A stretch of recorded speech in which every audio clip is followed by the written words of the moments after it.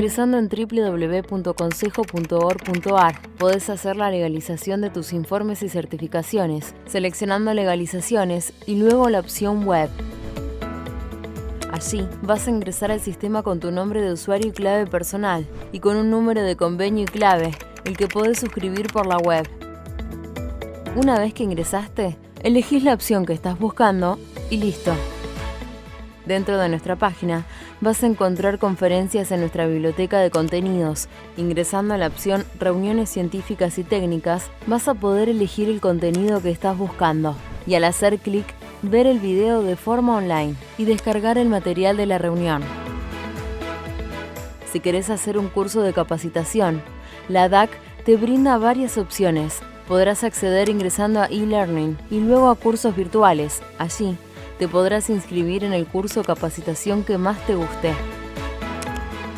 Si lo que buscas es asesoramiento profesional, estás a un solo clic de distancia. Podés hacerlo ingresando en Asesoramiento opción web. Completás el formulario a base de tu consulta y luego serás contactado por uno de nuestros profesionales.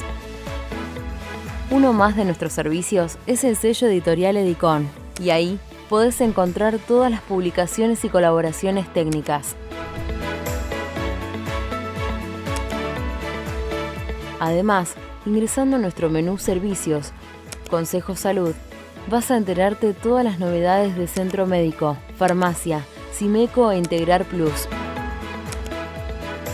Estos y muchos temas más están disponibles en nuestra web www.consejo.org.ar. Envíanos tu consulta a consejoescucha@consejo.org.ar o llama al 5365 8950 y un colaborador se estará comunicando con vos. Te acompañamos sin que te muevas de tu casa. Consejo 75 años. Gestión y futuro.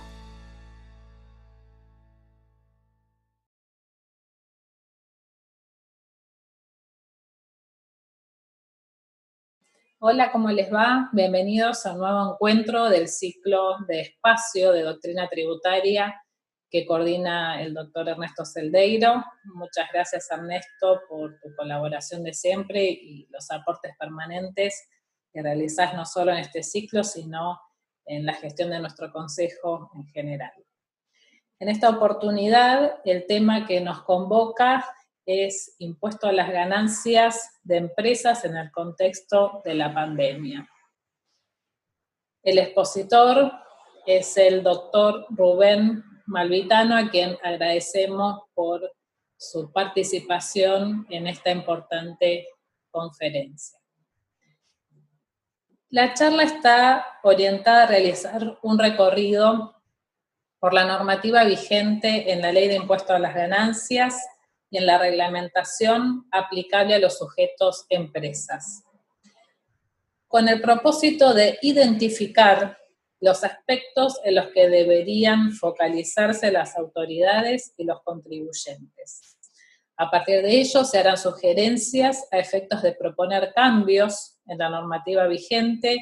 y se repasarán aquellas disposiciones que puedan ser útiles para la toma de decisiones por parte de los contribuyentes. La idea central es que tanto el Estado como los particulares puedan evaluar distintas oportunidades que brinda este gravamen para encarar la impostergable tarea de intentar neutralizar los corrosivos efectos que vino a producir la pandemia sobre la actividad económica de todo tipo de emprendimiento,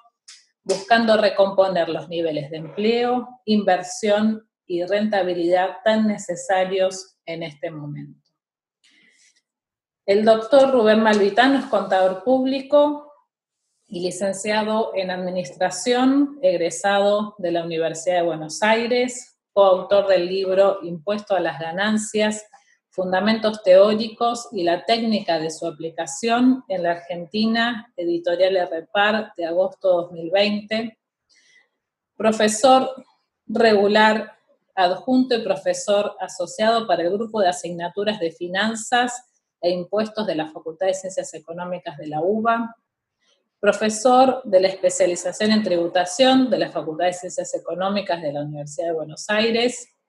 Profesor invitado de la especialización en tributación de la Facultad de Ciencias Económicas de la Universidad Nacional de Tucumán, profesor invitado de la especialización en tributación organizado por la Facultad de Ciencias Económicas y Sociales de la Universidad Nacional de Mar del Plata, profesor de la carrera de posgrado de especialización en impuestos de la Facultad de Ciencias de la Administración de la Universidad Nacional de Entre Ríos, ex profesor titular de la Cátedra de Régimen Tributario de la Facultad de Ciencias Económicas de la Universidad de Belgrano, director y expositor en cursos y ciclos organizados por la Asociación Argentina de Estudios Fiscales, conferencista y autor de libros, artículos y trabajos sobre temas tributarios, ex miembro del Consejo Directivo de la Asociación Argentina de Estudios Fiscales, socio retirado de la División de Impuestos de una importante firma consultora internacional, director del Departamento Tributario de Aguirre Sarabia y Gebrat Abogados. Muchísimas gracias una vez más al doctor Rubén Malvitano por esta conferencia, por su colaboración, al equipo de personal del Consejo y a todos nuestros matriculados que nos acompañan en nuestras propuestas de actualización profesional, de capacitación, en todos los servicios, beneficios y actividades que brindamos día tras día en nuestro consejo y principalmente por su apoyo y acompañamiento en todos los temas que hacen a la jerarquización profesional y la defensa de nuestras incumbencias. Muchas gracias, que disfruten de esta conferencia y como siempre quedamos a disposición de todos ustedes. Hasta luego. Buenas tardes. Mi agradecimiento a las autoridades del Consejo Profesional, a la doctora Gabriela Russo y al doctor Ernesto Celdeiro por esta oportunidad de tomar contacto con todos ustedes. El objetivo de esta charla tiene que ver, como ya fue adelantado, con la situación tan especial que estamos viviendo y cuáles pueden ser los aspectos del impuesto a las ganancias, focalizándonos en la situación de las empresas que podrían mejorarse y que podrían ser oportunidad justamente para los contribuyentes. No hace falta repasar con demasiado detalle cuáles son las circunstancias económicas que en general hoy tenemos que enfrentar. Todos sabemos que la situación en particular de las empresas no es precisamente la ideal. Es probable que en los próximos tiempos nos encontremos con una cantidad de compañías con serios problemas, de emprendimientos que no van a poder seguir, y de hecho hay algunos datos como los que incluso la propia AFIP ha venido entregando que nos dan cuenta de que en los 2 primeros meses de cuarentena hay aproximadamente 19.000 empresas que han dejado de tener actividad.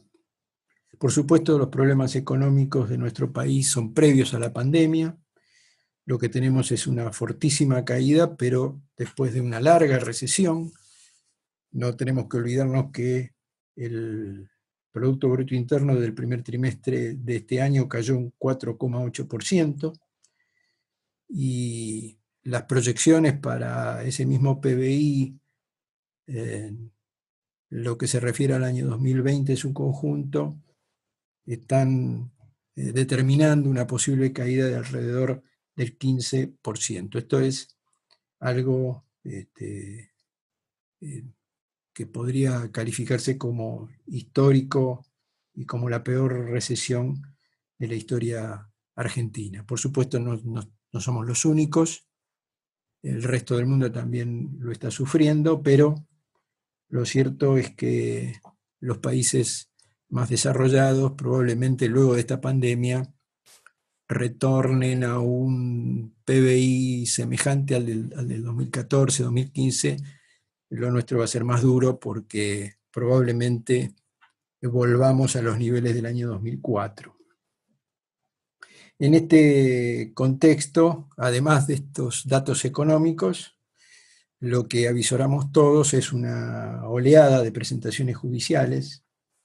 probablemente cuando los distintos fueros vuelvan a funcionar.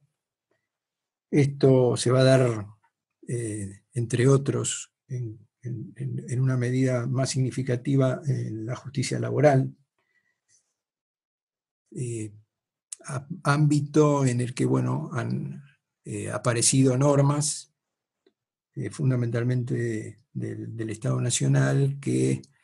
han generado seguramente la posibilidad de neutralizar parte de estos conflictos, como por ejemplo el programa ATE,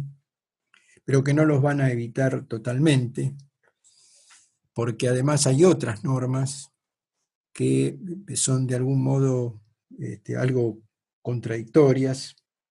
a veces están superpuestas, como la prohibición de despedir hasta agosto del año 2020 o la doble indemnización hasta diciembre también de este año, en tanto el despido fuera sin causa, a lo que hay que agregar el artículo 247 de la Ley de Contrato de Trabajo, que prevé una reducción a la mitad de esa indemnización por razones de fuerza mayor, o toda la problemática alrededor del procedimiento preventivo de crisis, que también está generando conflictos con empleados, sindicatos y cámaras empresarias. Todo esto ha generado una acumulación de pasivos, deudas de distintas características, tributarias, bancarias, comerciales, por servicios públicos,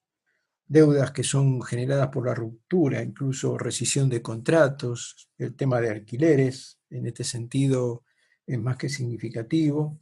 y obviamente lo ya he dicho en cuanto a suspensiones y despidos del personal. En este contexto también encontramos la aparición de algunos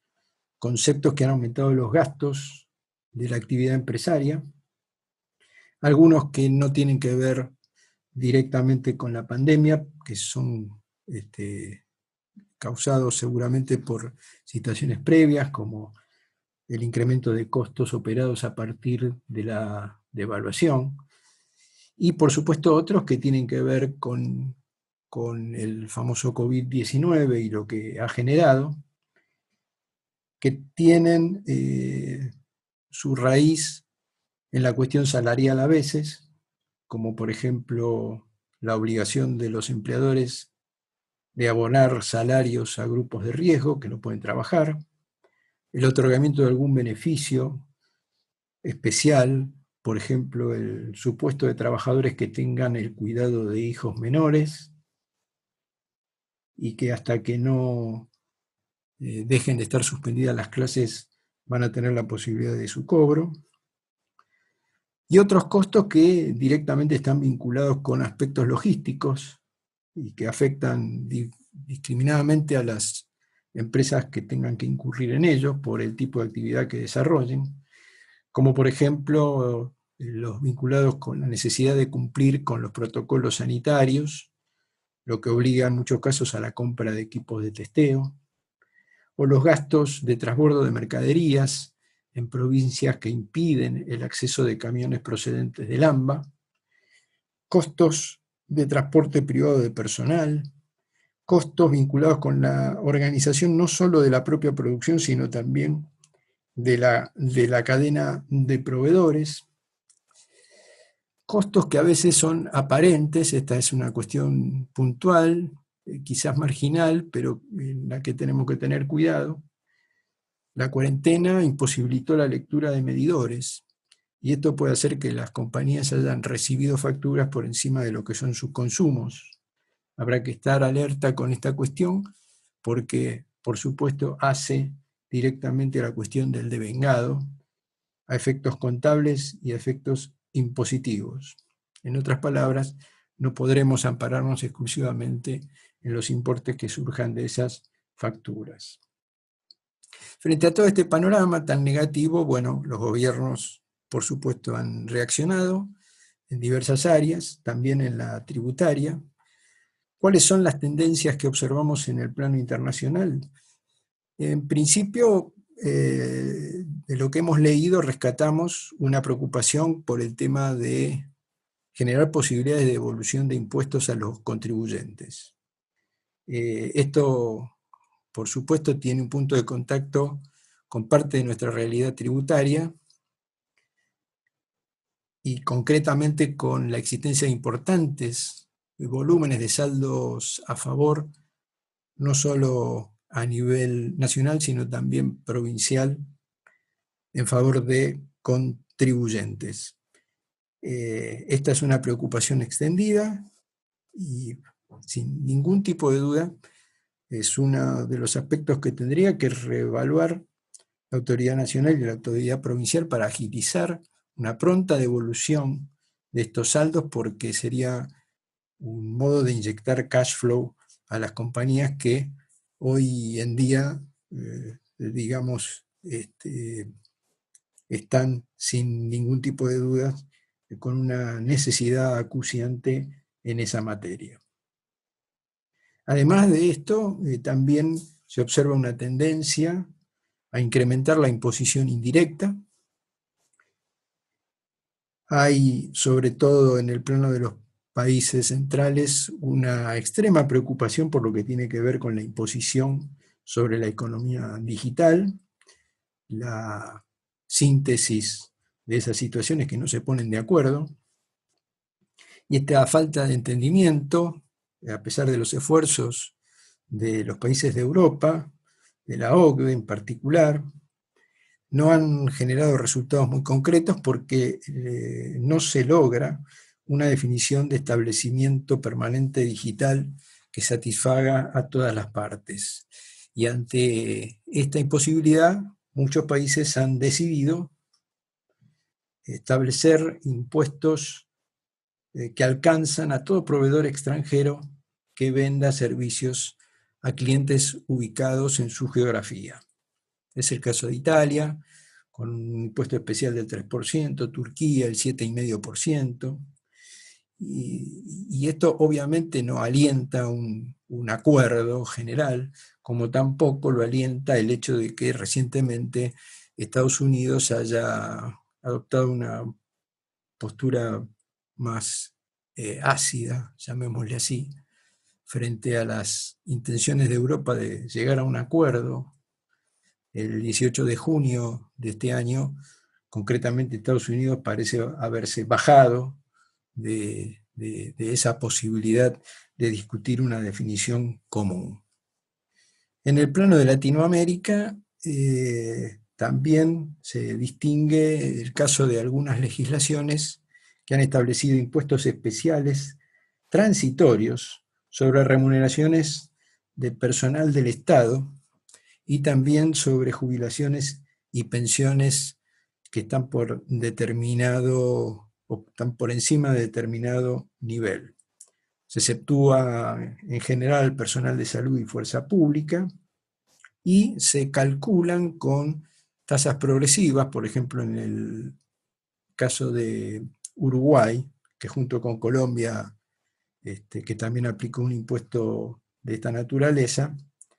grava esas remuneraciones con una escala que va del 5 al 20%. Ante este panorama, nuestra visión es que hay una necesidad concreta de construir un sistema sanitario para ayudar a recuperar al mayor número de empresas posibles con políticas de alivio y de apoyo que tiendan fundamentalmente a preservar las fuentes de trabajo. Es importante hablar hoy de impuesto a las ganancias cuando las empresas del país en general no mostrarán más que pérdidas. Bueno, nosotros respondemos afirmativamente, observamos que hay muchas cosas, siempre alrededor del impuesto obviamente, que pueden hacer las autoridades, y hay muchas otras cosas que pueden considerar los contribuyentes, concretamente las empresas, a la hora de decidir y de liquidar sus impuestos. El tema es, por supuesto, muy amplio, no vamos a agotar todas las alternativas, pero al menos nos vamos a focalizar en aquellas que nos han parecido más urgentes y más significativas. Desde la óptica del Estado, claramente aquí lo que hace falta es una decisión política.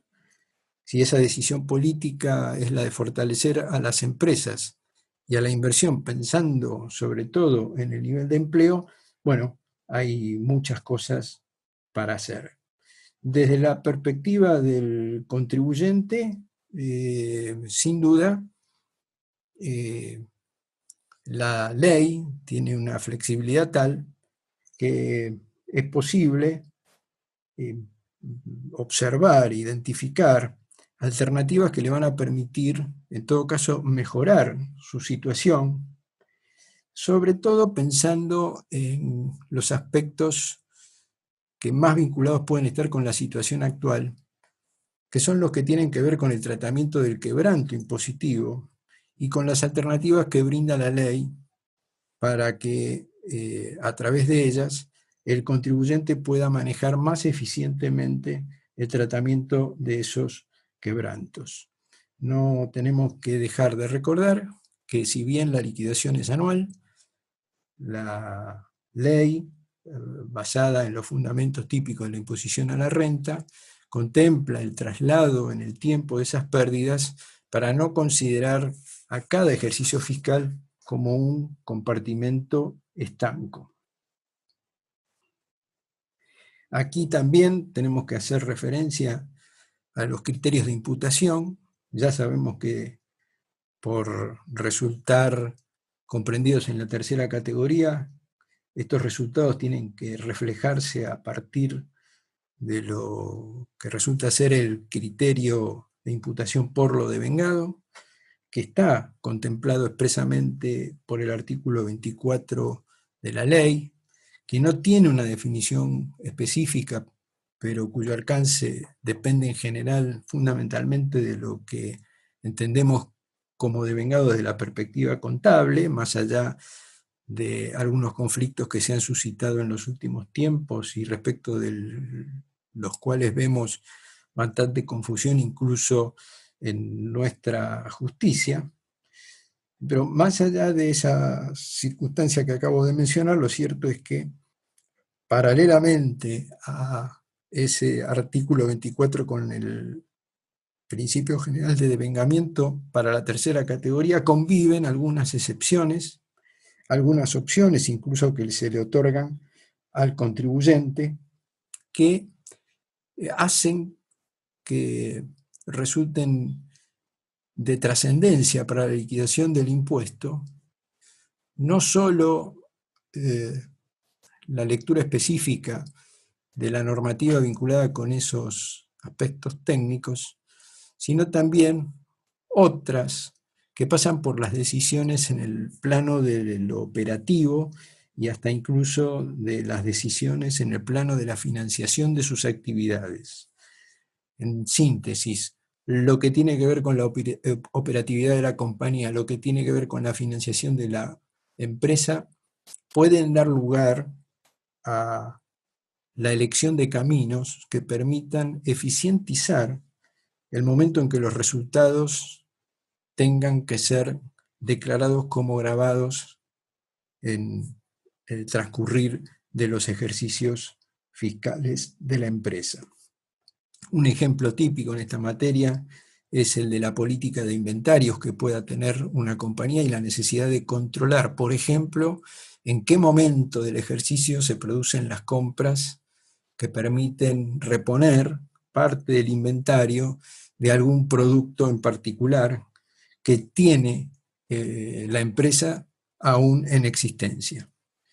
En un contexto de inflación y de devaluación como el que es típico en nuestro país, una empresa que esté frente a una situación de quebranto probablemente tome una decisión más racional si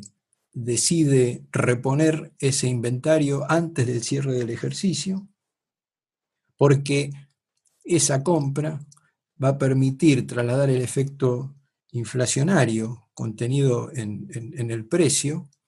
a la evaluación de la existencia de ese mismo producto hasta antes de esa última compra previa al cierre del ejercicio. Si por el contrario la situación es de ganancia,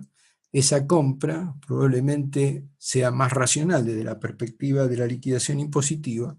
si se efectúa precisamente después de producido el cierre del ejercicio. Frente a este panorama general, por supuesto, nos vamos a encontrar, y ya lo estamos viendo lamentablemente, como hemos dicho al inicio, con empresas que no puedan seguir. Es decir, que cesen sus actividades o que sean liquidadas. Aquí lo que tenemos que señalar es que para las dos alternativas existen normas fundamentalmente incluidas en el decreto reglamentario, como se señala en la filmina, donde se distingue entre aquellos sujetos que no tienen personalidad fiscal frente al gravamen, es decir, que no están contemplados en el artículo 73 de la ley, que liquidan en definitiva su impuesto a través de sus titulares y no de forma directa. Supuesto que está contemplado en el artículo 133 del decreto reglamentario, que establece finalmente que el cese de las actividades de estos entes no implica que dejen de existir en forma inmediata. En realidad, lo que dice el artículo es que esta desaparición fiscal del ente no ocurrirá hasta que la empresa realice la totalidad de sus bienes o estos bienes puedan considerarse definitivamente incorporados al patrimonio individual de los dueños. Y esta incorporación al patrimonio de los dueños se considera configurada cuando transcurrieran más de 2 años desde que la empresa realizó la última operación comprendida dentro de su actividad específica. Obviamente entonces, para este supuesto, estaremos obligados a un seguimiento del destino de los bienes afectados de la actividad del ente para ver qué ha sido de ellos y si en definitiva corresponde considerarlos como parte, como apéndice de la actividad empresaria o no. Por otro lado, los artículos 5 y 6 también del decreto se refieren al caso de las sociedades con personalidad fiscal que entren en un proceso de liquidación. Y estos artículos determinan que mientras no se produzca la distribución final, las sociedades que están en liquidación mantendrán su personalidad fiscal, lo que las obliga a continuar presentando su declaración jurada mientras dure el proceso liquidatorio.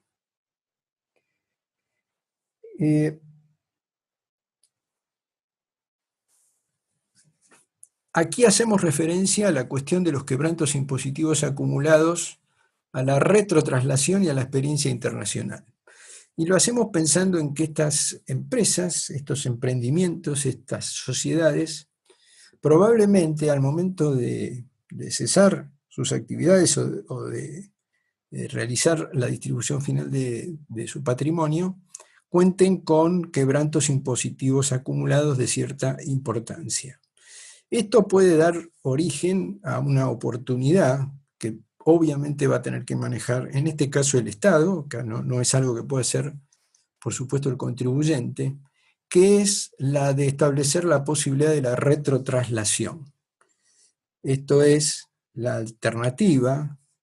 a darle al contribuyente que tenga que enfrentar estas circunstancias tan dramáticas, a reabrir las declaraciones juradas de los últimos 2 o 3 años, o 4, con el propósito de que si en ellos, o si por ellos pagó impuesto a las ganancias, el contribuyente pueda afectar los quebrantos posteriores contra la ganancia que dio origen a esos pagos para generar automáticamente un saldo a su favor. Esta es una alternativa que parece utópica, pero que ha sido seguida por unos cuantos países en el mundo, en el pasado e incluso actualmente. Chile ha sido uno de ellos. Actualmente lo hace Estados Unidos en el marco de esta crisis. Estados Unidos prevé la posibilidad de que el contribuyente afecte los resultados de los 2 últimos ejercicios por los cuales pagó el sujeto, y que a partir de ello pueda generar un saldo a favor, el que se compromete el Estado americano a devolver en 90 días. Obviamente no hace falta explicar los efectos positivos de una decisión de este tipo, que hasta podrían quizás evitar ese cese, evitar esa liquidación,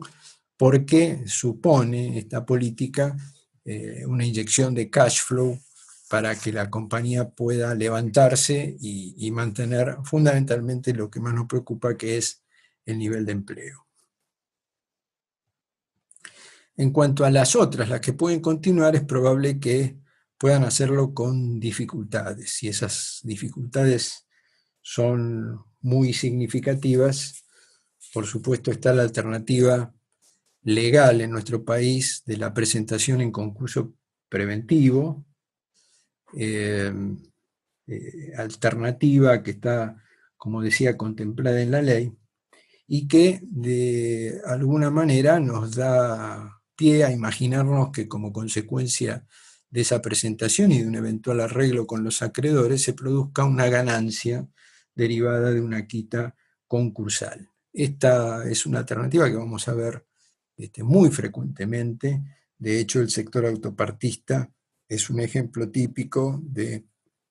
una actividad que está pasando por una crisis muy extrema y que está dando origen a la presentación de las empresas involucradas en este tipo de proceso judicial. ¿Qué tenemos para decir al respecto? Bueno, identificamos un artículo en el decreto, que es el 73, que establece una excepción al criterio general de imputación de resultados, una excepción que es opcional, es decir, no obligatoriamente el contribuyente tiene que proceder del modo que indica el tercer párrafo de este artículo 73, que prevé la imputación diferida de esa ganancia por la quita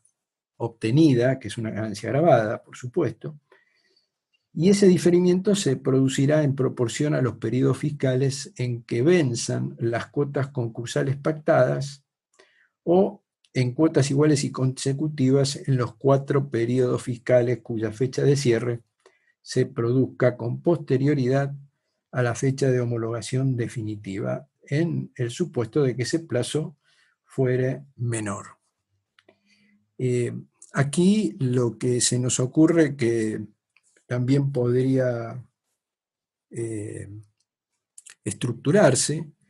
es alguna norma que extendiera este tratamiento a otro tipo de refinanciaciones de deudas, siempre como alternativa opcional para el contribuyente.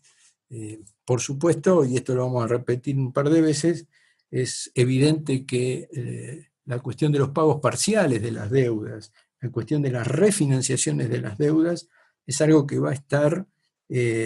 permanentemente y va a saber por cuánto tiempo en el escenario habitual de la actividad empresaria.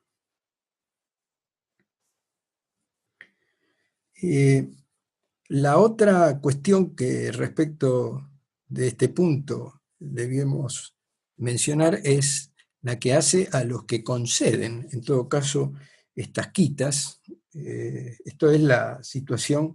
de los acreedores,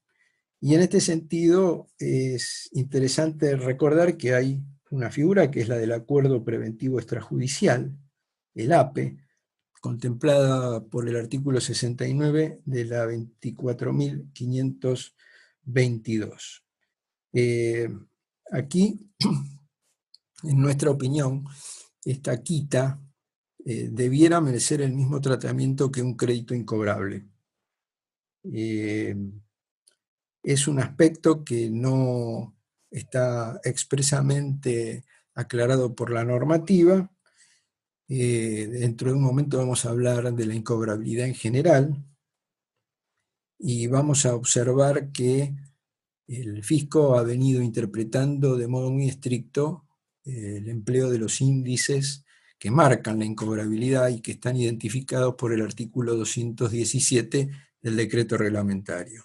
Es decir, en el análisis que hace el fisco habitualmente, si el índice no es de los que están expresamente mencionados allí, no admite la incobrabilidad.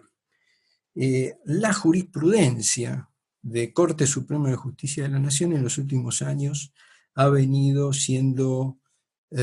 mucho más flexible en su interpretación de la norma,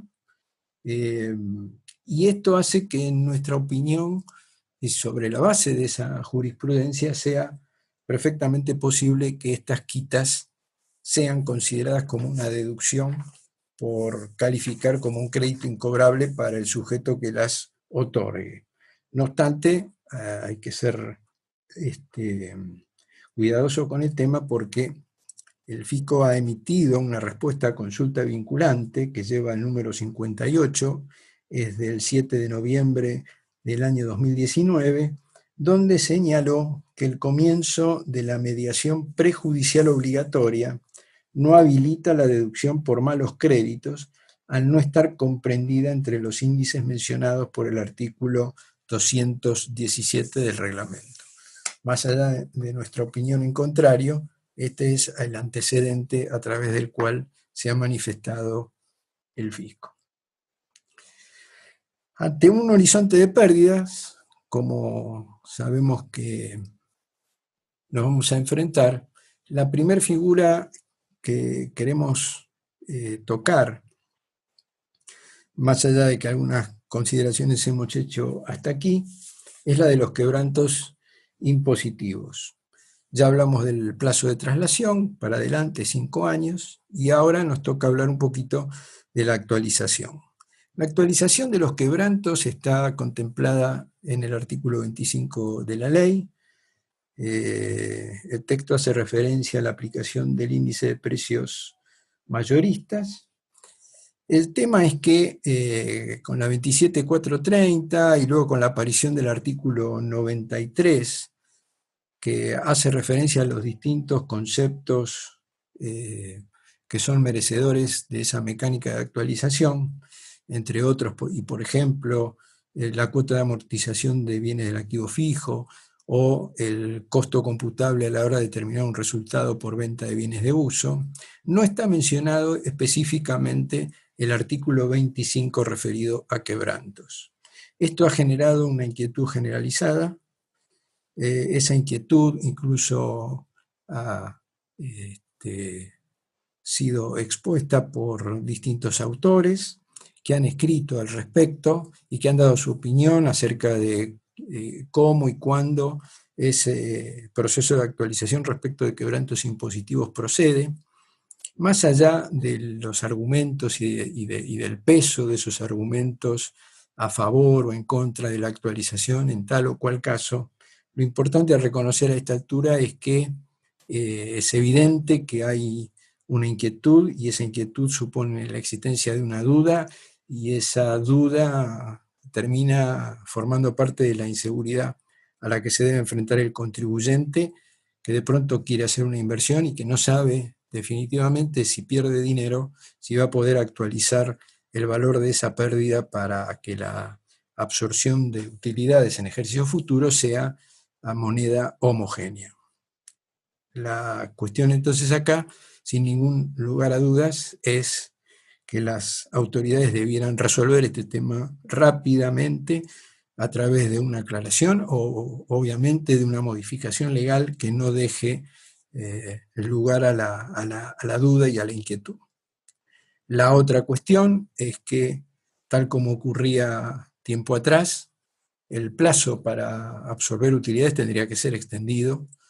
Les hablaba de tiempo atrás porque hace unos años el quebranto podía ser trasladado por un plazo de 10 años. Bueno, al menos sería necesario volver a establecer un límite de esa magnitud, por supuesto, y reiterando lo anterior, permitiendo que el cómputo sea sobre la base de montos actualizados. Finalmente, para las empresas habría que revisar las limitaciones existentes, sobre todo en el artículo 25, para aplicar o emplear los quebrantos a la absorción de futuras utilidades. En líneas generales, la opinión que tenemos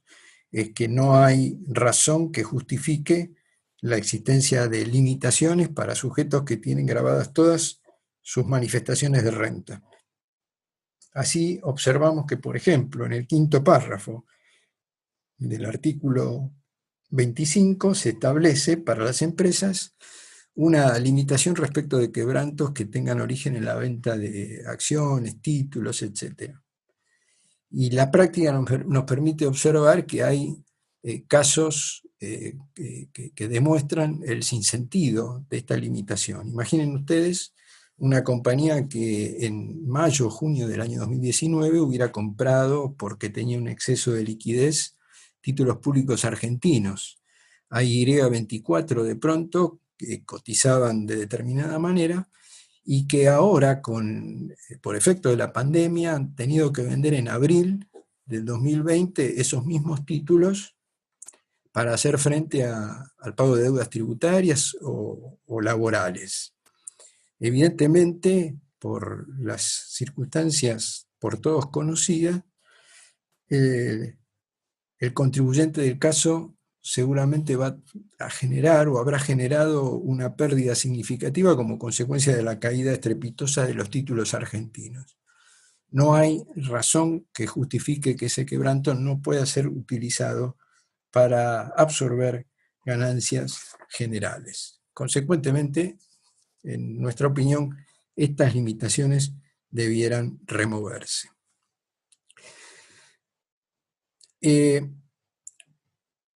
Nuevamente, ante un horizonte de pérdidas, creo que sería importante analizar la naturaleza de las inversiones que muchas compañías, incluso no demasiado grandes, hasta las pymes y los emprendimientos menores, están decidiendo en materia de inversiones y de erogaciones que tienen que ver con los nuevos hábitos y los nuevos modelos de negocios en los que se están trabajando fundamentalmente para reformular la actividad en lo que se refiere a los procesos de producción, en lo que se refiere a los procesos de marketing o de comercialización, en lo que se refiere a las relaciones laborales. Hay erogaciones que son claramente identificables con la adopción de nuevas tecnologías, con aspectos que tienen que ver de pronto con lo que ahora está tan en boga, que es el home office, en lo que se refiere al personal, lo que exige el desarrollo de protocolos, la entrega de herramientas al personal, la inversión en nueva tecnología, hasta la contratación de especialistas que nos ayudan a digitalizar procesos. Y este es un ámbito que, digamos, involucra no solo a las grandes empresas, sino también a compañías pequeñas e incluso a aquellas que tradicionalmente se han manejado con un criterio muy conservador y tradicional. Un ejemplo en esta materia lo encontramos con la actividad aseguradora, que es un sector que se ha incorporado a la digitalización de documentación, por ejemplo, que ha incorporado tecnología para atender a sus clientes, que ha desarrollado productos asociados al uso real del bien asegurado, que ha creado incluso sitios web para que los productores puedan canalizar sus ventas a través de esas páginas web. Esta alternativa incluso se ha entregado sin cobrar nada a los productores, y desde ahí esos productores pueden hasta construir su propia marca. En fin, todo esto supone un nivel de inversiones importantes y hay que ver cómo tratarlas desde el punto de vista impositivo. Y aquí el punto es referirnos a una opción que brinda la ley, también como excepción al criterio general de devengado, y que está contemplado por estas normas que aparecen en la pantalla, para gastos de organización, investigación, estudio y desarrollo. No hay una definición de qué qué califica dentro de estas expresiones. Esto para nosotros es una virtud de la norma, porque una definición hubiera supuesto encorsetar algo que, digamos, tiene una evolución permanente en la vida real. Lo que sí es muy concreto es que se trata de una opción que le permite al contribuyente cargar todas las erogaciones en el ejercicio en que se incurre en ellas, o en postergar, en diferir el reconocimiento de la pérdida en hasta 5 ejercicios. Aquí la otra cuestión importante a tener presente es que, obviamente, si la situación de la compañía es la de ganancia, es decir, está enfrentando un ejercicio fiscal con ganancia, claramente la decisión estará dada por optar por el cargo directo del 100% en ese ejercicio. En cambio, si se presenta una situación de quebranto, el contribuyente podría optar por esta alternativa y diferir hasta en 5 años. Lo que es importante a reconocer es que, en contra de lo que suele interpretarse, la norma no indica que ante esta última alternativa el contribuyente deba computar esas erogaciones en 5 cuotas iguales y consecutivas. Dice, reitero, que la deducción se efectuará en hasta 5 ejercicios. Sobre la base de esa redacción entendemos que sería perfectamente posible que el 100% de esos gastos influya en la determinación del resultado impositivo por el 5º ejercicio posterior al de las erogaciones.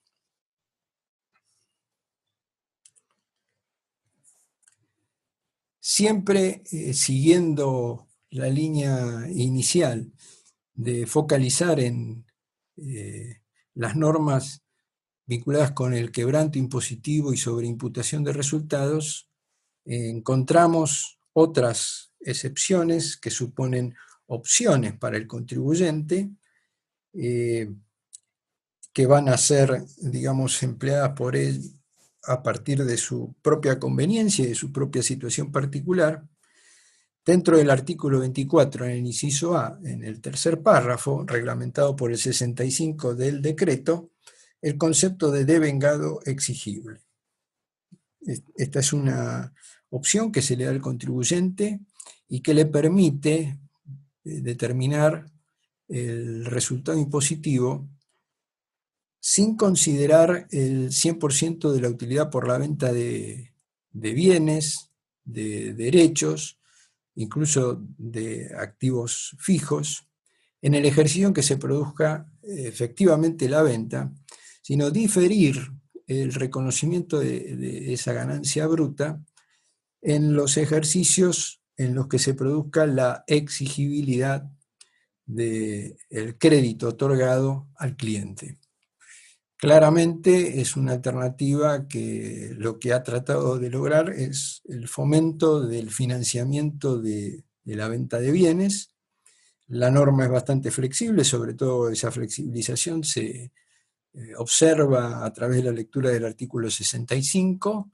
del reglamento, más allá de que exige el cumplimiento de una serie de requisitos, sin perjuicio de lo cual ustedes van a observar que ni siquiera hace falta pedir una autorización expresa a las autoridades para ponerlo en práctica, más allá de que una vez adoptado, este criterio deba mantenerse por 5 años. Tan flexible es que incluso involucra los conceptos de actualizaciones y diferencias de cambio, pero excluye de la posibilidad de aplicación a los intereses vinculados con la operación, lo que por otra parte es absolutamente lógico. Otro ejemplo de excepción al criterio de lo devengado, aunque en este caso no supone el ejercicio de una opción por parte del contribuyente, es el de las diferencias de impuestos reclamados. Hago especial hincapié en esta última circunstancia. Esta norma que estamos analizando está contenida en el 5º párrafo del artículo 24, no involucra los ajustes propios, sino que básicamente está referida a aquellos conceptos que sean reclamados por el fisco, ya sea nacional, provincial, siendo importante que una de las últimas reformas, además de involucrar a las diferencias de impuestos propiamente dicha, también involucró a los intereses que pudieran ser objeto del reclamo. Lo que dice en apretada síntesis esta norma es que la imputación corresponderá al ejercicio en que estas diferencias de impuestos sean exigibles. Consecuentemente, si las diferencias de impuestos son producto de un ajuste propio del contribuyente, no entra aquí y lo que corresponderá será la aplicación, en ese caso, del principio del devengado. Consecuentemente, con la redacción de la norma, el reclamo fiscal ya no debe estar en discusión para que corresponda la deducción.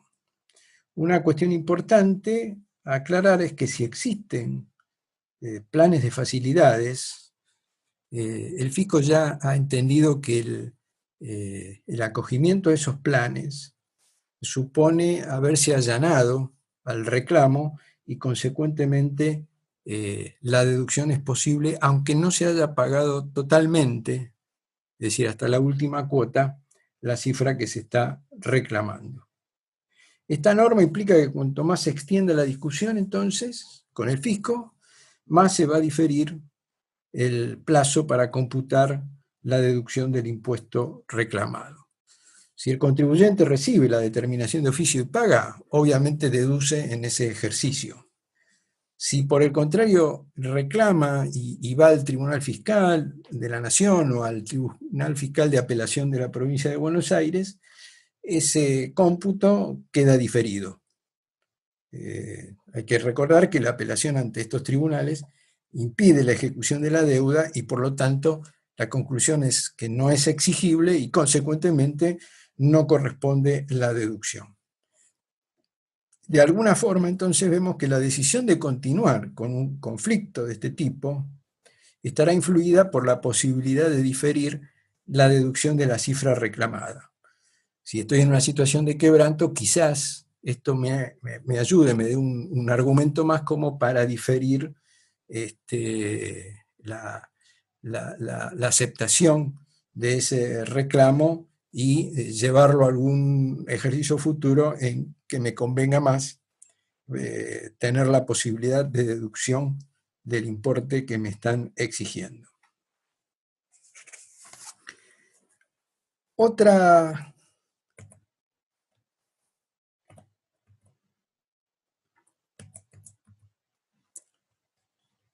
cuestión importante en el ámbito de las empresas y de su balance impositivo, que representa una excepción más al criterio del devengado,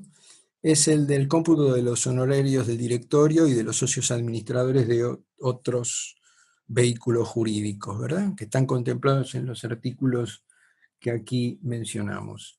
Por supuesto, la cuestión de los honorarios tiene una cantidad de aristas, no vamos a entrar en ella.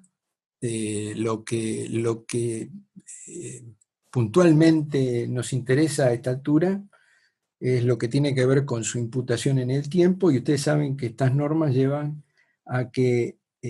los honorarios sean deducibles si son asignados dentro del plazo previsto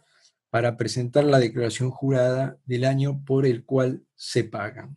Si no se asignan en ese plazo, los honorarios se imputarán al ejercicio en que se los asigne. Entonces, la pregunta aquí que puede formularse es si nos conviene siempre apurarnos y cumplir con este mandato legal para habilitar la deducción, o si esperando un par de semanas de pronto esa asignación permite el cómputo, siendo que la empresa tiene una situación de quebranto, el cómputo, decía, en un ejercicio posterior. Acá lo que hay que recordar es que la norma exige una asignación individual que haga la asamblea o la reunión de socios, o en su defecto el directorio o el órgano directivo que corresponda al tipo societario. La asignación individual, entonces, es un elemento esencial. Ha habido muchas discusiones alrededor de esta cuestión, porque en algunos casos el Tribunal Fiscal de la Nación, incluso la Cámara, han aceptado que frente a la inexistencia de una asignación individual por parte del directorio, de la asamblea, otros elementos, registraciones contables o la propia declaración jurada de los individuos, daban cuenta de la existencia de esa asignación individual antes de la fecha de vencimiento. Sin embargo, esta es una cuestión bastante conflictiva, la jurisprudencia no ha sido uniforme, porque hay otros casos en los que se ha volcado con un criterio mucho más estricto por la imprescindible existencia de estos elementos para permitir la deducción. Con el único ánimo de dar algunos ejemplos de esa jurisprudencia, que es muy frondosa, pueden consultar Papelera Tucumán, que es de Cámara del año 2009. Como postura más inflexible pueden ubicarla del Tribunal Fiscal en la causa Miguel Berkhoff, Sociedad Anónima, del año 2010, en la causa Roal Construcciones, del año 2011, y también un dictamen de AFIP 18 del 2001 que se refiere a esta cuestión de la asignación individual y que es por demás interesante.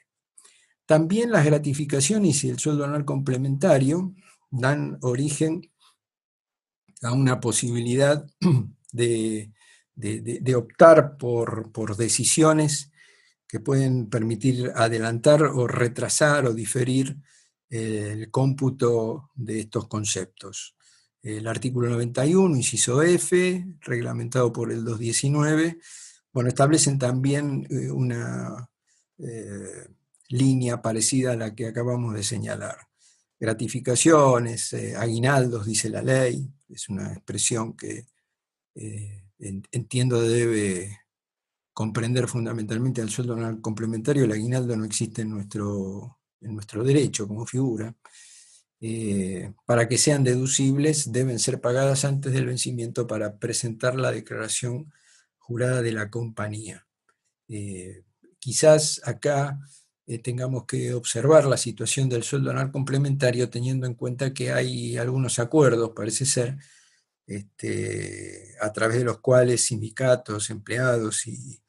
empresas se han puesto de acuerdo para que el sueldo anual complementario sea abonado en cuotas, en tanto una parte de ese aguinaldo o de ese sueldo anual complementario se abone después del vencimiento, habrá un diferimiento en el cómputo de la deducción. El último párrafo del artículo 24 de la ley también contempla una excepción al criterio de devengado. Se trata de las erogaciones que representen ganancias de fuente argentina para sujetos vinculados del exterior, sujetos vinculados a la empresa local que los esté reconociendo, ¿verdad? O que sean ganancias de fuente argentina para sujetos ubicados en jurisdicciones no cooperantes o de baja o nula tributación. Si estos conceptos concretamente, que son los que dan origen a la retención planteada por la ley para los beneficiarios del exterior, se pagan dentro del plazo para presentar la declaración jurada del año en que esos conceptos se devengaron, bueno, no hay problemas, la deducción corresponde al ejercicio de devengamiento.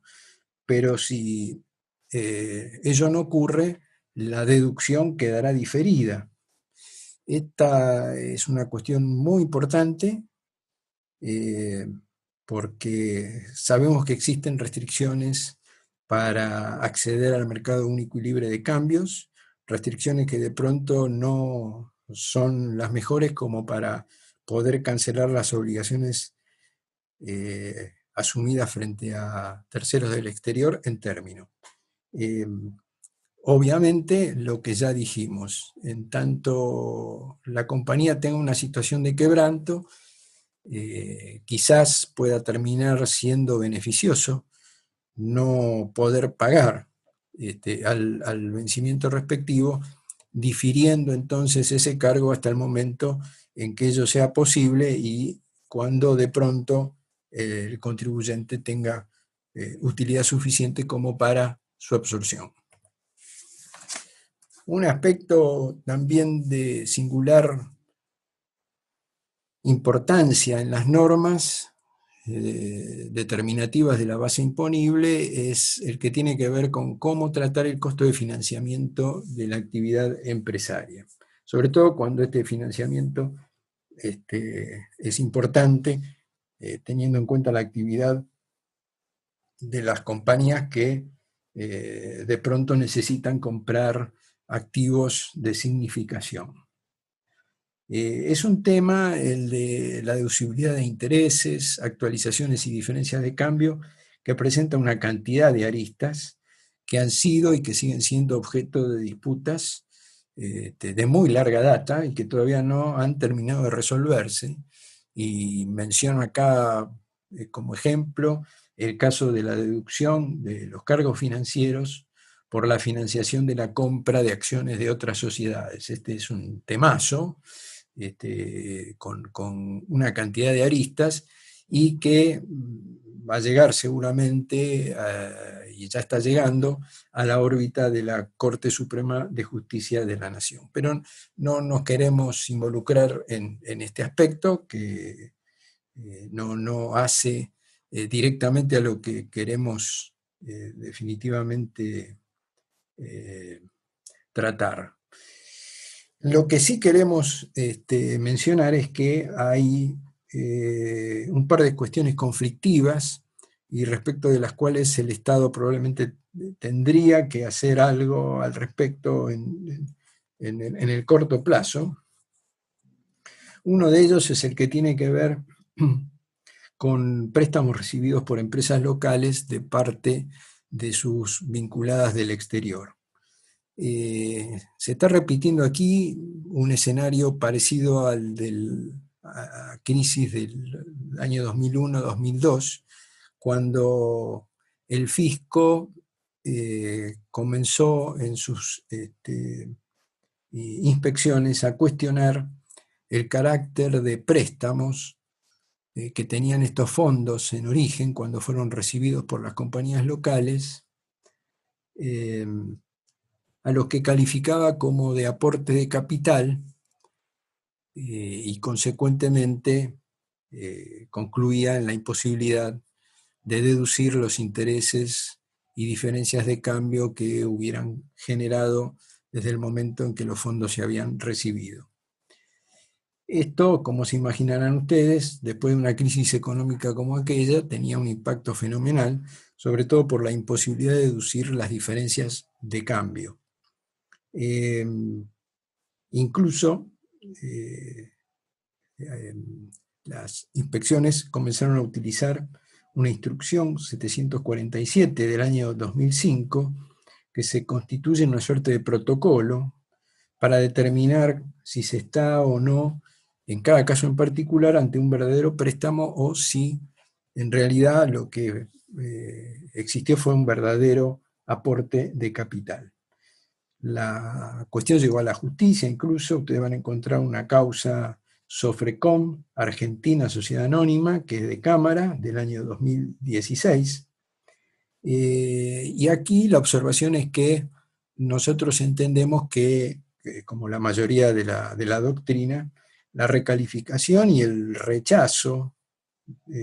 no se pueden producir dogmáticamente.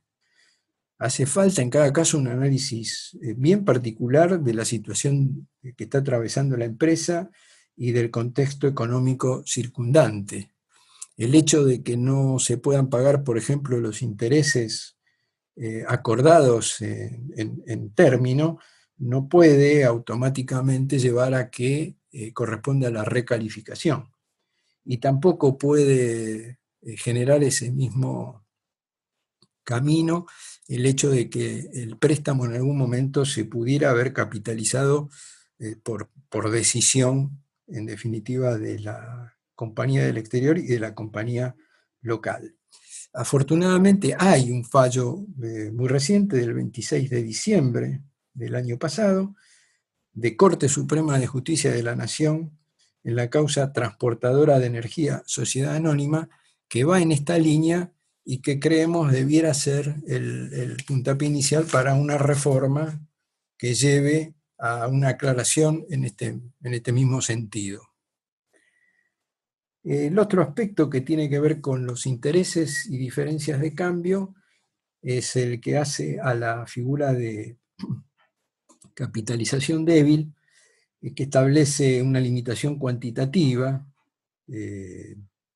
está contemplada siempre dentro del artículo 85, inciso A, y que responde casi a la letra, casi literalmente a la acción 4 de BEPS, que básicamente está prevista para limitar la erosión de la base imponible. O sea, la idea es impedir el apalancamiento financiero excesivo. Lo que ocurre es que el esquema actual de la normativa argentina lleva o puede llevar a una doble imposición, porque en tanto no se cubran estos parámetros que ahora vamos a ver rápidamente y el interés no sea deducible, esa no deducción por parte de quien lo reconoce no significa que para el beneficiario esos intereses dejen de estar grabados. Otra cuestión que es esencial tener presente, porque es consecuencia de la última versión de estas normas de capitalización débil, es que la limitación no solo opera respecto de operaciones con vinculadas del exterior, sino también de operaciones con sujetos relacionados locales,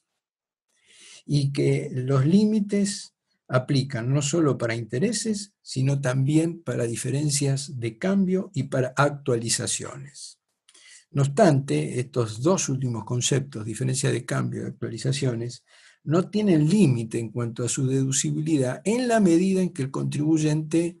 deba practicar el ajuste por inflación impositivo. Lo que está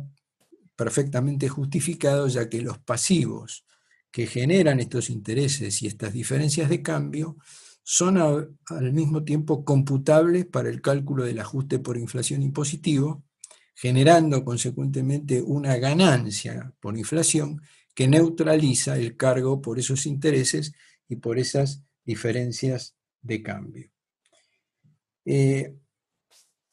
Aquí también notamos, además de algunos problemas que se presenten cuando el contribuyente no deba practicar el ajuste por inflación y se enfrente a la obligación de impugnar diferencias de cambio, aspecto que se nos ocurre que debiera ser motivo de alguna revisión.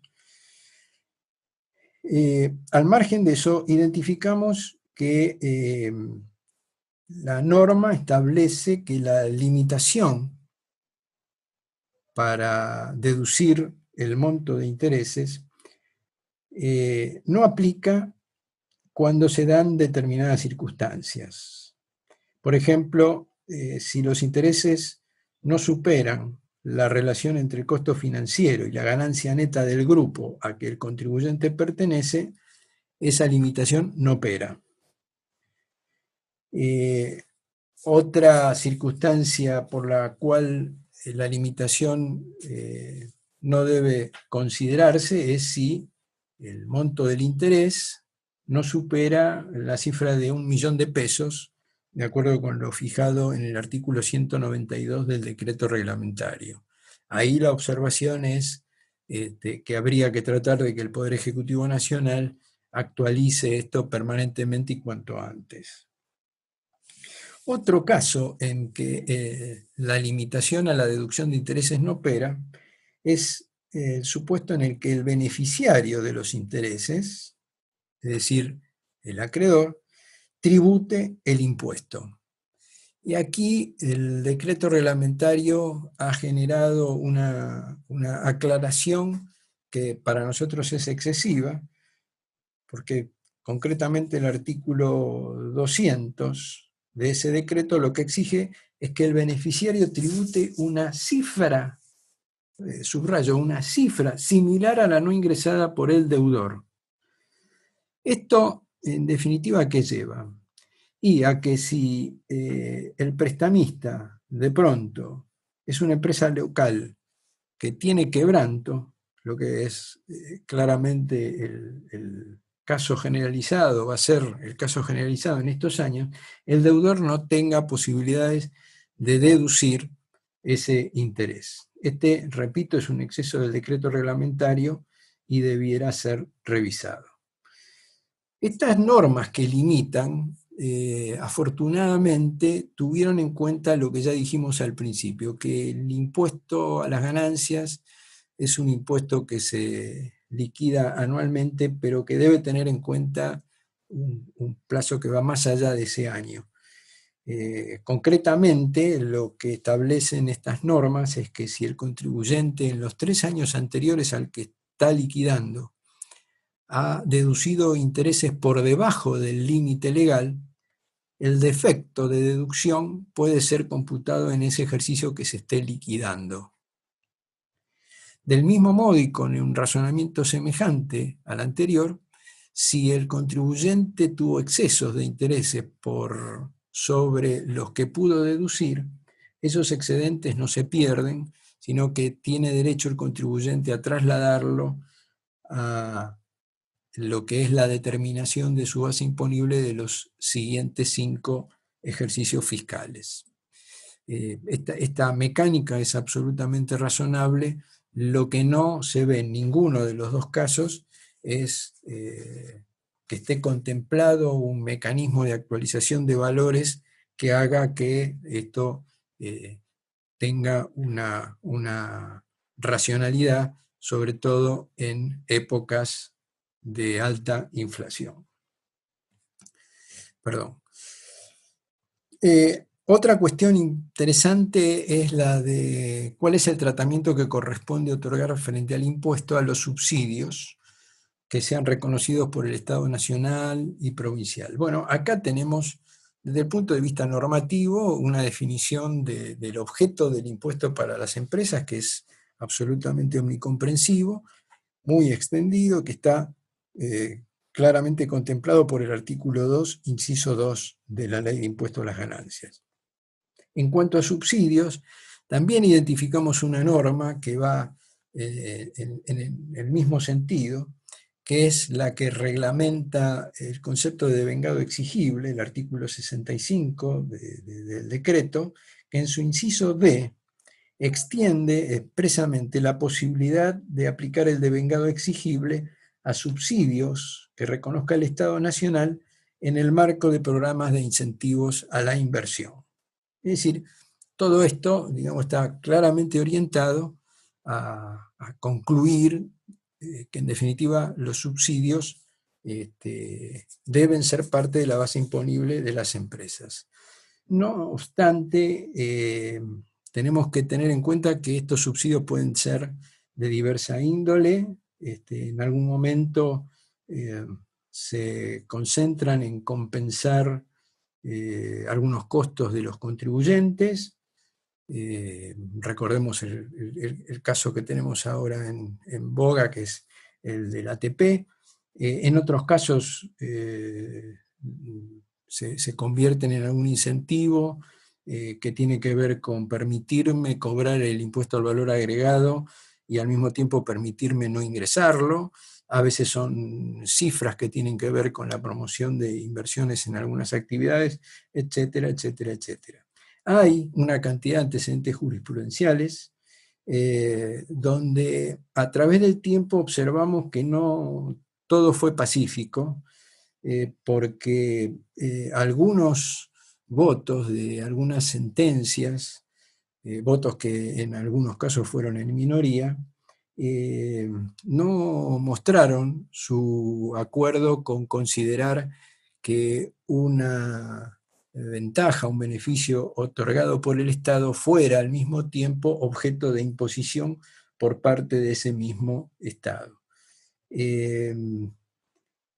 De todos modos, estos antecedentes fueron variando a lo largo del tiempo y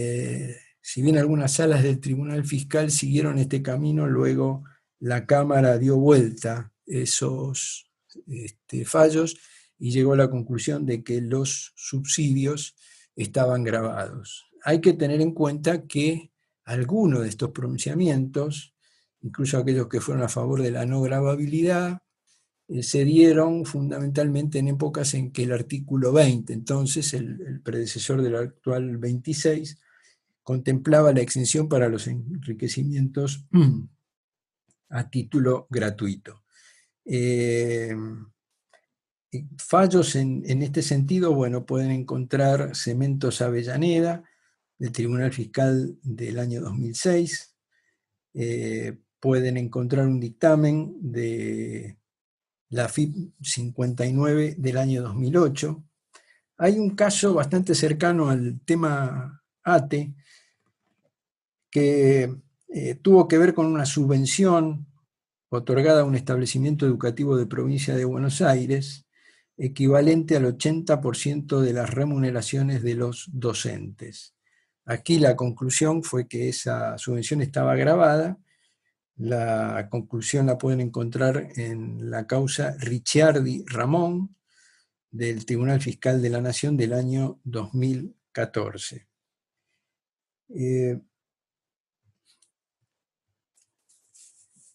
Casos que fueron objeto de reversión en la Cámara, bueno, se van a encontrar con Bus del Oeste del año 2012, Quinzán del año 2014. Hay una causa también importante, Aries Cinematográfica del año 2005, probablemente una de las más antiguas, donde justamente se hace referencia a este criterio de interpretación en virtud del cual no correspondería gravar el subsidio que entendemos que ha quedado de lado, porque incluso en sentencias más nuevas del Tribunal Fiscal, por ejemplo, la recaída en Gómez en el año 2017 y Cerdá en el año 2019, el tribunal se manifestó por la gravabilidad de este concepto. No obstante, más allá de estos antecedentes a los que aludimos, hay un fallo de Corte Suprema de Justicia de la Nación que creemos tendría que ser revisado por todos nosotros en detalle, porque se refiere a un caso en el que lo que se analizó fue un subsidio otorgado por un gobierno provincial. En esta causa, que es Consorcio Potrerillos del año 2017, la Corte concluyó que el Estado Nacional no podía gravar ese subsidio por una cuestión de solidaridad federal y además porque no podía interferir el poder nacional sobre el poder local. Entonces, habrá probablemente necesidad de repasar estos antecedentes y sobre todo esta causa última que acabo de mencionarles, teniendo en cuenta que las provincias también en este contexto están reconociendo subsidios a las empresas. La incobrabilidad es algo que, bueno, lamentablemente va a ser muy generalizada. Hay muchísimos ya elementos que nos permiten llegar a la conclusión de que los niveles van a ser mucho más elevados que en el pasado. Y aquí, bueno, lo que ya conocemos, el artículo 91, inciso B, y sobre todo de los artículos reglamentarios, el artículo 217, que establece 7 índices de incobrabilidad. Lo primero que observamos es que, a diferencia del pasado, ya no hay un índice residual, sino que, a diferencia, como les decía, de lo que ocurría antes, que se contemplaba la alternativa de otros índices de incobrabilidad, hoy hay únicamente 7, algunos de ellos son sucesivos en su producción, como por ejemplo la verificación del crédito y la declaración de la quiebra del deudor. Otros son bastante imprecisos, como la desaparición fehaciente. Otro que da margen como para alguna planificación fiscal en cuanto al momento del cómputo del incobrable, que es el del inicio de acciones judiciales, es decir, acá el contribuyente tiene la facultad, dentro del contexto que corresponda, de iniciar o no la acción judicial antes o después. Entonces postergará la acción si de pronto está frente a una situación de quebranto, o la adelantará si fuese posible en un caso contrario. De todos modos, lo que es cierto es que la inflexibilidad que ha mostrado el fisco para interpretar la aplicación de estas normas ha sido de algún modo neutralizada por jurisprudencia de la Corte Suprema de Justicia de la Nación, amparada en esa jurisprudencia, entre otras cosas, en que el artículo 91, inciso B, habla del castigo de incobrables de acuerdo con los usos y costumbres del ramo, lo que la ha llevado de algún modo a concluir en que no necesariamente se tienen que dar algunos de los 7 índices que están contemplados en el artículo 217 del reglamento. Tienen allí los casos Grupo República del 2012 y la causa Aguas Argentinas del 2016, reitero, del Alto Tribunal. Un índice que también probablemente vaya a ser bastante extendido en la práctica, la paralización manifiesta de las operaciones. Aquí recordar que esa paralización no tiene que ser exclusivamente con respecto a mí, sino que tiene que ser una paralización general. La prescripción es el 6º índice que mencionamos. Bueno, el mero paso de tiempo puede hacer que mi derecho a exigir el pago del crédito prescriba, precisamente, que pierda ese derecho. Pero cuidado, dejar pasar el tiempo simplemente no alcanza, sino que hace falta mostrar una actitud concreta a través de la cual yo hice todo lo posible para poder realizar mi crédito. Y finalmente, el 7º, los créditos de escasa significación, que son objeto de un cumplimiento de una serie de requisitos como para que el contribuyente pueda proceder al cómputo respectivo. Limitación al cómputo como crédito del impuesto pagado a fiscos extranjeros. Bueno, esta es una vieja cuestión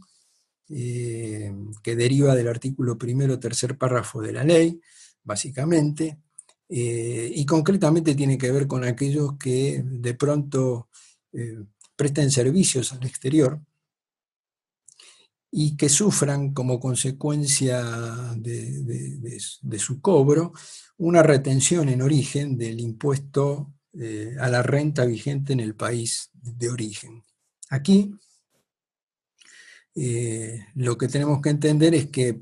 literalmente lo que señala la norma es que la figura del crédito de impuesto, como para que ese gravamen tributado al fisco extranjero se compute como pago a cuenta del impuesto argentino, hace falta que la ganancia califique para la ley nacional como de fuente extranjera. En tanto ello no ocurra, y por el contrario, esa renta califique como renta de fuente argentina, el cómputo no es posible. Esto ha complicado muchísimo, sobre todo la actividad de empresas prestadoras de servicios, de tecnología, por ejemplo, software, etcétera, porque en algunos casos este tratamiento significa lisa y llanamente hacer que la operación no tenga rentabilidad. Se ha reclamado muchísimo a lo largo de estos últimos años, no ha habido una respuesta generalizada, solamente existen algunos acuerdos firmados por nuestro país, por ejemplo el caso de Uruguay, en el que esto ha tenido algún tipo de solución, pero se nos ocurre que es una buena oportunidad esta para que cambie la ley, para que se permita el cómputo sin esta limitación, sobre todo pensando en que las empresas prestadoras de estos servicios son fuente de ingreso de divisas al país, lo que definitivamente es algo que necesitamos. Otro concepto crítico es el de la reorganización como una alternativa. En tanto estén presentes todas las condiciones y requisitos exigidos por las normas y existan razones de negocios válidas para respaldar, por supuesto, la decisión de encarar estos procesos, el contribuyente goza de la posibilidad de trasladar los atributos fiscales entre las empresas objetos de reorganización, tal como lo establece el artículo 81 de la ley. No obstante, acá tenemos que hacer un comentario específico que vuelve a involucrar a la situación de los quebrantos. El inciso 1 de ese artículo 81 menciona los quebrantos acumulados como un atributo trasladable y el 5 se refiere a las franquicias impositivas pendientes de utilización. En principio, por ejemplo, a través de un proceso de fusión entre dos empresas, será posible aprovechar el quebranto generado por una de ellas para absorber utilidades de la empresa fusionada. Sin embargo, hace unos años atrás se incorporó como requisito para hacer posible el traslado de esos dos atributos que acabamos de mencionar, es decir, los quebrantos acumulados y los saldos de franquicias todavía no utilizados, que los titulares de las empresas antecesoras acrediten haber mantenido durante los 2 años anteriores a la reorganización por lo menos un 80% de su participación en el capital de esas empresas. Esto surge del último párrafo del artículo 80 de la ley. Este requisito adicional se incorporó con el propósito de evitar, como era frecuente hasta ese momento, que se compraran sociedades con quebrantos acumulados declarados con el ánimo de aprovecharlos inmediatamente en las sociedades continuadoras. En su oportunidad, esto fue, repito, hace unos años atrás, criticamos fuertemente la incorporación de esta condición que, como no podía ser de otra manera, en los hechos terminó impidiendo en muchos casos que se diera la continuidad de la actividad de empresas que finalmente debieron liquidarse, con consecuencias, entre otras, sobre el nivel de empleo. Lo que pienso es que esta crítica situación que atravesamos, entonces, la verdad es que reverdece esa crítica y nos lleva a sugerir la remoción de este requisito para que, de darse todas las condiciones legales y reglamentarias, por supuesto, se faciliten estos procesos para evitar, entre otras cosas, que crezca el nivel de desocupación. Llegados hasta aquí, bueno, algunas conclusiones. Nosotros en las últimas semanas venimos escuchando que se habla mucho de lo que vendrá en la pospandemia. Si el Estado y los contribuyentes en sus respectivas áreas de actuación, al menos en lo que ha sido el objeto de este análisis focalizado en el impuesto a las ganancias, esperan llegar a esta etapa sin tomar decisiones antes, las consecuencias van a ser seguramente más negativas todavía. Es imprescindible iniciar ya mismo la tarea por parte de unos y de otros. En este marco queremos resaltar el papel fundamental del Estado, creo que a todos nos resulta claro, que ya debiera estar trabajando, eso es lo que nos pondría contentos, en algún proyecto de ley que más temprano que tarde recoja, entre otras, las inquietudes de las que fuimos dando cuenta a lo largo de esta charla, y que sintéticamente serían, en materia de quebrantos, contemplar el reconocimiento de la actualización, prescindiendo del ejercicio de origen, permitir la retrotraslación con la consecuente devolución del impuesto ingresado en un plazo de tiempo adecuado. Obviamente, a esta altura, y entre paréntesis, no estamos pensando en que todas y cada una de estas medidas sea generalizada. Algunas de ellas probablemente tengan que ser focalizadas en aquellos sectores de actividad que hayan resultado y resulten más castigados. En tercer término, extender el plazo de aplicación de los quebrantos a 10 años, en lugar de los 5 actuales. En cuarto lugar, flexibilizar el cómputo de quebrantos sin considerar el origen de las operaciones que los generaron, este es el caso de los títulos públicos que hemos ejemplificado. En quinto lugar, remover el requisito de participación previa en los procesos de reorganización. En materia de subsidios, si la decisión del Estado es brindar una ayuda estatal